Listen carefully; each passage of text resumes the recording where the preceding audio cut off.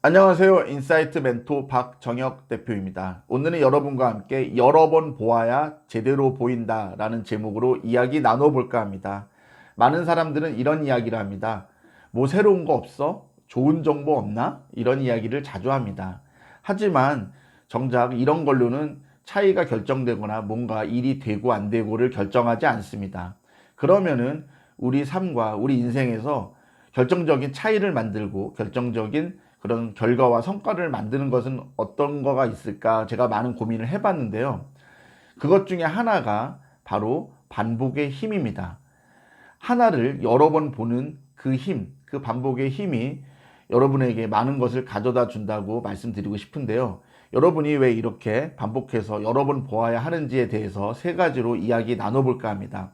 여러분이 이 세 가지를 잘 기억하신다면은 충분히 지금 있는 여건과 환경에서 여러분이 많은 것을 이룰 수 있다고 감히 말씀드리고 싶습니다. 그럼 시작하겠습니다. 첫 번째, 여러 번 보아야 여러분은 제대로 볼 수 있습니다.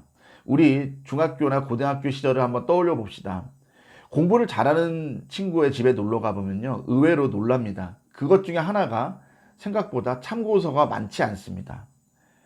의외로 참고서가 많지 않고 몇 권 되지 않습니다. 하지만 공부를 잘 못하는 친구 집에 놀러 가면 어떨까요? 마치 교보문고, 영풍문고 이런 큰 대형 서점을 집에 옮겨놓은 것처럼 시중에 있는 거의 모든 참고서가 집에 꽂혀 있는 걸 봅니다. 여러분 왜 그럴까요? 공부를 잘하는 친구들은 한 참고서를 보더라도 계속 반복해서 보고 그리고 알 때까지 보기 때문에 많은 참고서나 많은 책이 필요가 없습니다.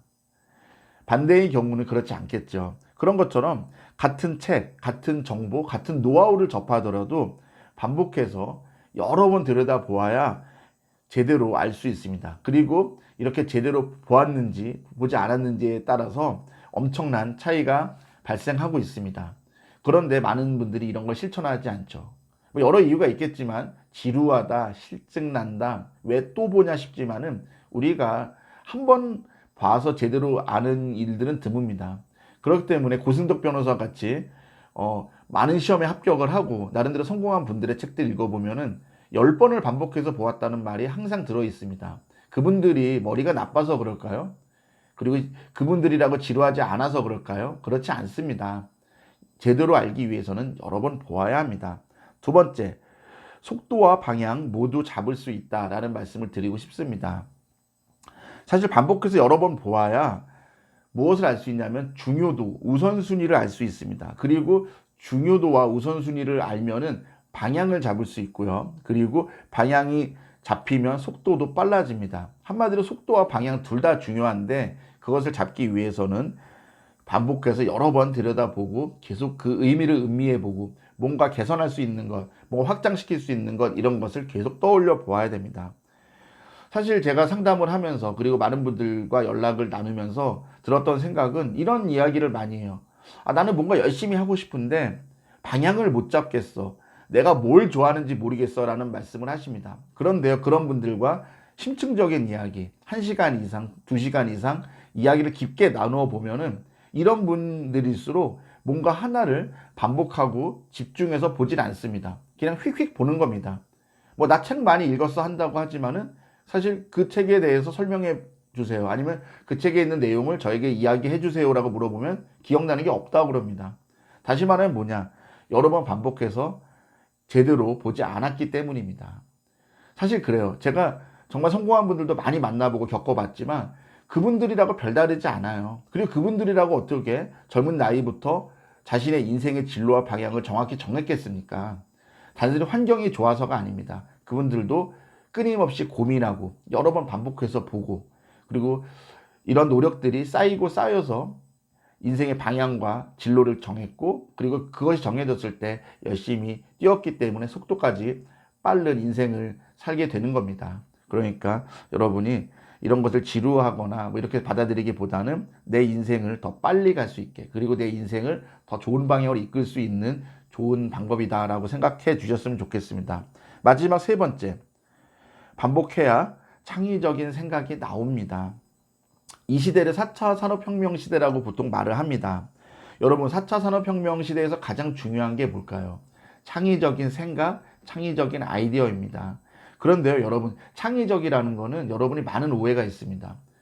마치 근무 시간에 막 낮잠을 쳐 자고, 그리고 그냥 자유롭게 뭐 출퇴근도 맘대로 하고, 그냥 뭐 이런 식으로 한다고 창의적인 생각이나 아이디어가 절대 나오지 않습니다.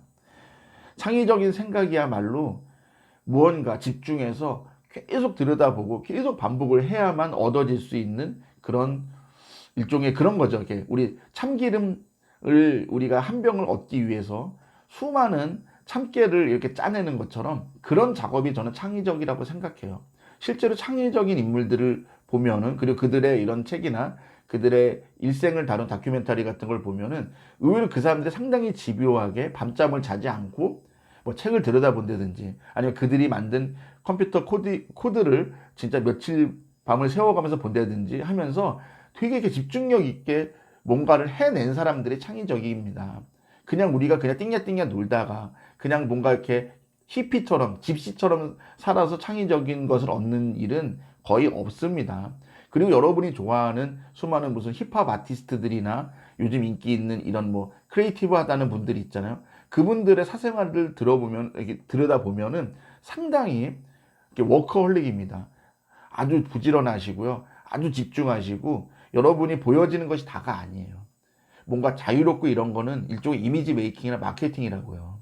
그러니까 여러분이 뭔가 창의적인 사람이 되고 싶다면은 찔끔찔끔 여러 가지를 경험하기보다는 본질적이고 많은 영감을 주는 그 한 가지를 붙들고 반복해서 제대로 보는 이런 습관과 훈련을 하신다면은 분명 여러분도 창의적인 이런 인재, 창의적인 생각을 하는 21세기에 가장 성공할 수 있는 그런 분들로 성장할 수 있지 않을까라는 생각을 해봅니다.